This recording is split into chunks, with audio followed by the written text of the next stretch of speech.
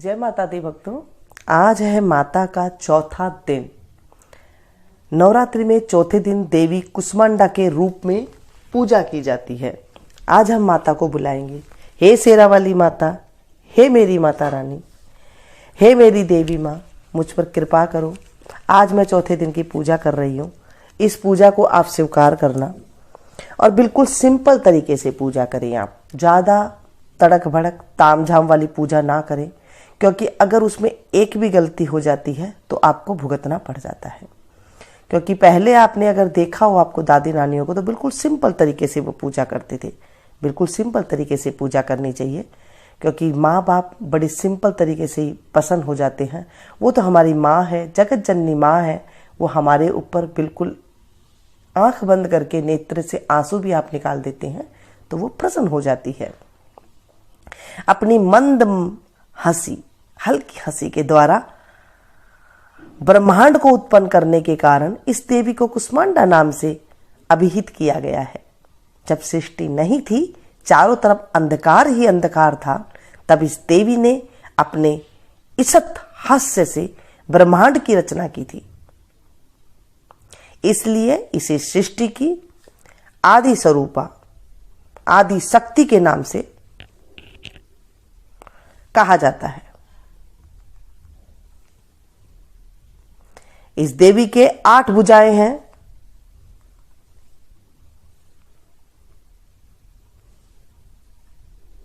इसलिए अष्टभुजा कहलाती है। इसके 7 हाथों में कमंडल, धनुष, बाण, कमल पुष्प, अमृत पुण्य कलश, चक्र तथा गदा है। 8वें हाथ में सभी सिद्धियां और निधियों की देने वाली जपमाला है। इस देवी का वाहन सिंह है और इन्हें कुम्हड़े की बलि प्रिय है। संस्कृत में कुम्हड़े को कुष्मांडा कहते हैं।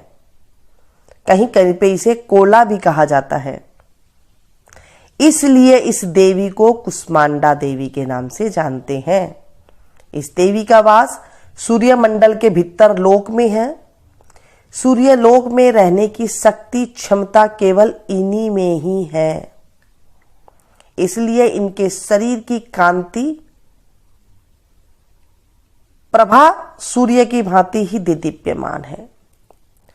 इनके ही तेज से 10 दिशाओं आलोकित है।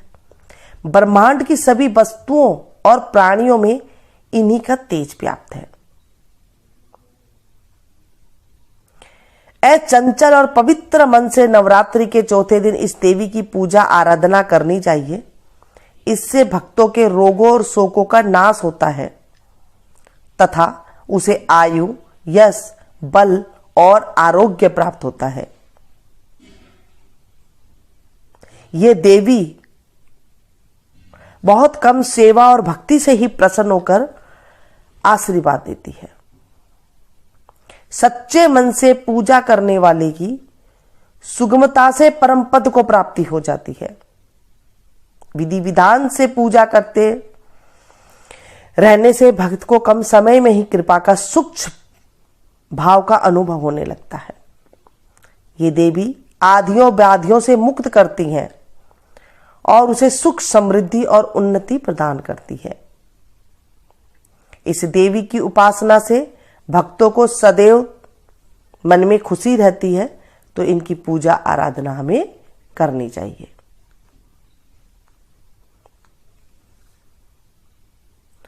नवरात्रा के दिनों में हमें माता की दुर्गा कवच पढ़ना चाहिए, अर्गला स्तोत्र पढ़ना चाहिए, कीलक स्रोत पढ़ना चाहिए। माता के 108 का नामों का उच्चारण करना चाहिए। उनका नाम जपते रहना चाहिए। आपको कुछ भी नहीं आता है, पूरे दिन मौन रह सकते हैं। मौन रहने से मनसा पूजा हो जाती है। मन से आप माता का स्मरण कीजिए। जब कभी दुर्गा सप्तशती का पाठ करती हैं तो उसमें उच्चारण की महिमा है। आप उच्चारण जैसे पहले दिन आपने किया था वैसे ही उच्चारण से 9 दिन तक पूजा की जाती है। बहुत छोटी छोटी बातों का ध्यान रखा जाता है। जब आप कहीं पर भी पढ़ के सुन के ये देख लेते हैं कि हमें ऐसे पूजा करनी है और इस मंत्रों का जाप करना है, और कहीं पर भी अगर आपकी जीवा से ऊंच नीच हो जाती है तो वो फिर दिक्कत पैदा करती है। जब आप सिंपल पूजा करते हैं और आपके मुख से अगर कुछ ऊंच नीच भी हो जाती है तो आपको कोई दोष नहीं लगता है, क्योंकि हमने सिंपल पूजा की है। सिंपल पूजा में कोई दोष भी नहीं लगता है और माँ हमें क्षमा कर देती है। तो ज्यादातर भक्तों देखिए, जैसे आप सीधी सिंपल पूजा करते हैं वैसे आप कर सकती हैं। दीपक जला सकते हैं, घी से भर सकते हैं दीपक को। आप डेली माता के 9 दीपक मंदिर में जला के भी आ सकते हैं। 9 तार की 108 बत्ती बनती है, वो घी में भिगो करके आप माता के 9 दिन मंदिर में जा सकते हैं।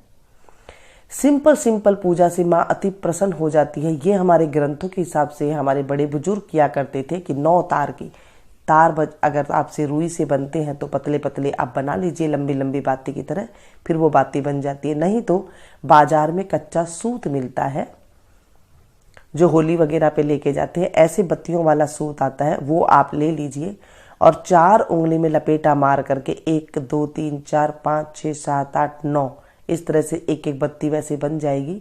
बनाने के बाद 9 तार की एक बत्ती बन जाएगी। उसे आप एक बत्ती तोड़ ले धागे को, एक बत्ती बन जाएगी। ऐसे आपको 9 बत्ती बनानी है। 108 बत्ती बना ले। 9 तार की 108 बत्ती बनाने के बाद आप उसे मंदिर में शाम को जला करके आ सकते हैं। आप ये कुछ भी विधान नहीं कर सकते हैं तो बिल्कुल लास्ट वाले दिन, आखिरी वाले दिन आप कर सकते हैं। अगर आप पीरियड में है, महीना आया हुआ है, तो माता रानी का नाम नहीं ले सकते। 5 दिन बाद ही 5वें दिन आप नाम ले सकती हैं। ये हमारे जब शास्त्रों के हिसाब से हम चलते हैं, हमारे को जब हम व्रत करते हैं या नहीं करते हैं हमें फुल फल मिलता है। क्योंकि देखिए, कुछ विधि विधान तो हर चीज में नियम लागू होते हैं। आजकल हम नियम लागू भूल गए हैं, हमें पता नहीं है, अपने घर की बातों का भी नहीं पता है। हमारे बड़े बुजुर्ग की बातों को हमने अंधविश्वास कह के दूर कर दिया है, लेकिन अंधविश्वास नहीं है दोस्तों।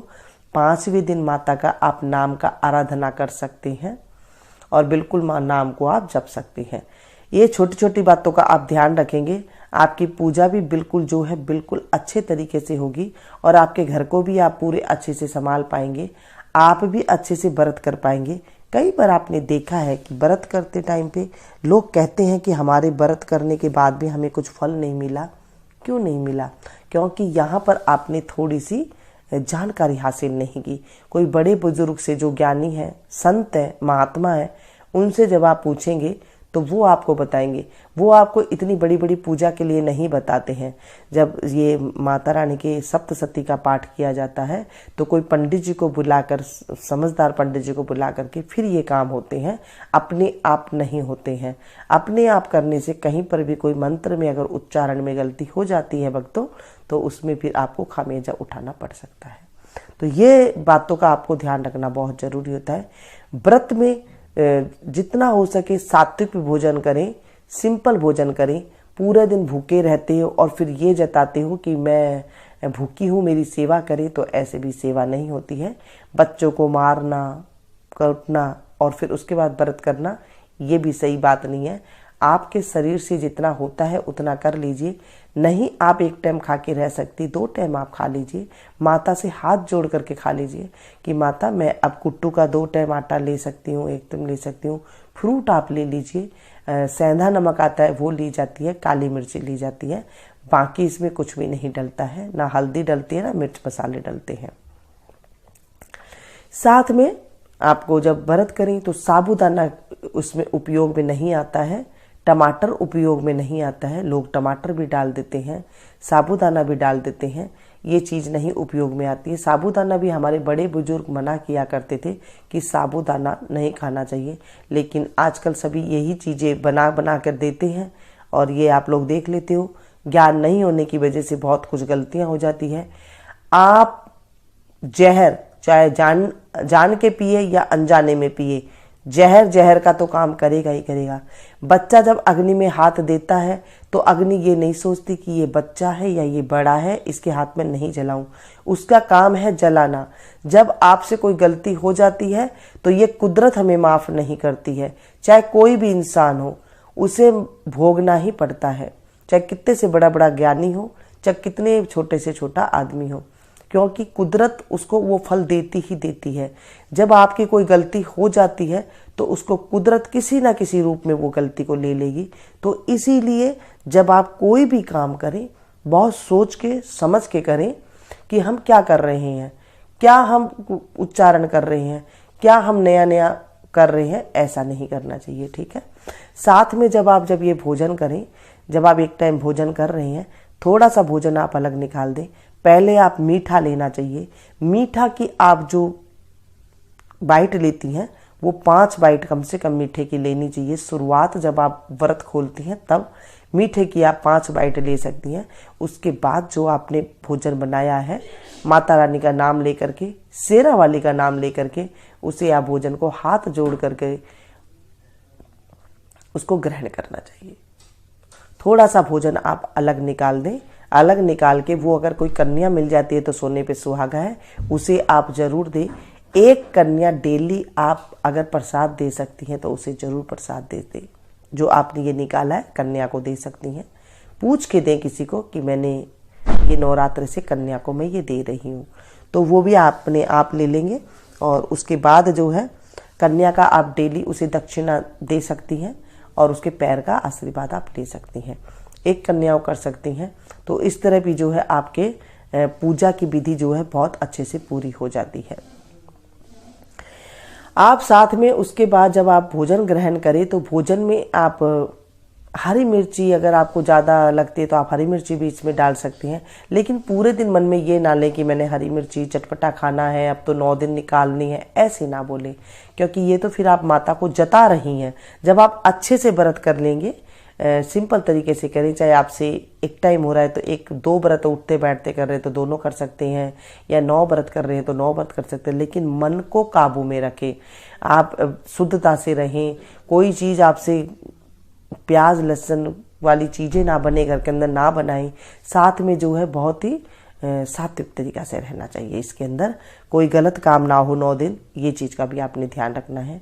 किसी कन्या को आप उल्टा ना बोलें, इसके भी आप ध्यान रखना है। ये छोटी छोटी का बातों का जब आप ध्यान रखेंगे, आप देखेंगे सिंपल तरीके से आपने पूजा की है, व्रत किया है बिल्कुल सिंपल तरीके से, तो भी आपको जो है फल मिल जाता है। हाँ, इस व्रत में आपका ध्यान रखना है कि आपको लिक्विड ज़्यादा लेना है। जैसे थोड़ा सा जूस ले लिया, जूस नहीं तो आप फ्रूट काट के उसके ऊपर थोड़ा सा नमक और थोड़ा सा नींबू डाल करके आप ले सकते हैं। तो ये भी आपको जो है शरीर में बहुत अच्छा आपका काम करेगा। थोड़ा सा आप जब आपसे नहीं रहा जाता है तो आप इस तरह से भी ले सकती हैं। अगर आपने व्रत कर दिया तो करना, आपने 9 दिन शुरू कर लिया है तो आप इस तरह से ले सकती हैं। खाने की आप क्वांटिटी थोड़ी थोड़ी सी ले, एक साथ ज़्यादा तली भुनी ले करके ना बैठे, उससे आपको गैस हो जाएगी, एसिडिटी हो जाएगी और फिर बाद में दिक्कत हो जाती है। व्रत में जब उल्टियाँ आ जाती है तो व्रत खंडित हो जाता है। व्रत में जब आप रोते हैं तो व्रत खंडित हो जाता है। व्रत में आप ज़्यादा बोलते हैं तो व्रत खंडित हो जाता है। व्रत में आप दिन में सोते हैं तो व्रत खंडित हो जाता है। व्रत में आप बार बार झूठा मुंह करते हैं तो व्रत खंडित हो जाता है। व्रत में आप शयन करते हैं पति के साथ तो व्रत खंडित हो जाता है। व्रत में आप कुछ भी किसी को गाली वगैरह देते हैं तो आपको व्रत खंडित हो जाता है। देखा आपने कितने तरीके से व्रत खंडित हो जाता है। व्रत करते टाइम पे काफ़ी चीज़ें लागू होती है और उन चीज़ों को लागू करना बहुत ज़रूरी है। अगर आपको फल चाहिए तो आपको उसी हिसाब से, ग्रंथों के हिसाब से, बड़े बुजुर्ग के हिसाब से आपको करना चाहिए। ऐसी छोटी छोटी जानकारी मैं आपको और देती रहूँगी। आप जो मैंने अगरला सूत्र, देवी कवच और कीलक सूत्र बताई हैं वो आप सुने। साथ में 108 नाम जो मैंने माता रानी के बताई हैं वो आप ध्यान से गाएं। 108 नाम से आपकी जो भी मनोती होती है वो पूरी हो जाती है। माता रानी हमारे ऊपर कृपा बरसाती है। शेरा वाली माता तेरी सदा ही जय, बोले सांचे दरबार की जय।